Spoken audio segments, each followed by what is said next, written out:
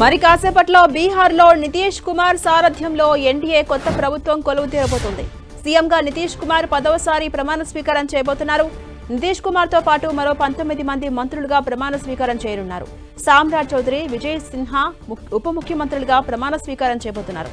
ఇక నితీష్ ప్రమాణ స్వీకార కార్యక్రమానికి భారీ ఎత్తున ఏర్పాట్లు చేశారు. పాట్నాలోని గాంధీ మైదానంలో ఇవాళ మధ్యాహ్నం 11:30 ప్రమాణ స్వీకారం చేయబోతున్నారు. నితీష్ ప్రమాణ స్వీకారోత్సవానికి ప్రధాని మోదీ, కేంద్ర హోంమంత్రి అమిత్ షా, పలువురు కేంద్ర మంత్రులు, ఎన్డీఏ పాలిత ప్రాంతాల ముఖ్యమంత్రులు, ఇతర కీలక నేతలంతా కూడా హాజరు కాబోతున్నారు. ఏపీ నుంచి సీఎం చంద్రబాబు, మంత్రి నారా లోకేష్ కూడా నితీష్ కుమార్ ప్రమాణ స్వీకారోత్సవానికి హాజరు కాబోతున్నారు. ఇక ఇప్పటికే పాట్నాలోని గాంధీ మైదానంకు ప్రజలు భారీగా తరలివస్తున్నారు. అటు గాంధీ మైదానం చుట్టూ భారీగా ఫ్లెక్సీలు సైతం ఏర్పాటు చేశారు.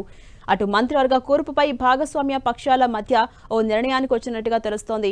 ప్రతి 6 ఎమ్మెల్యేలకు ఒక మంత్రి పదవి ఫార్ములాను ఎన్డీఏలోని పార్టీలు సూత్రప్రాయంగా అంగీకరించినట్టుగా తెలుస్తోంది.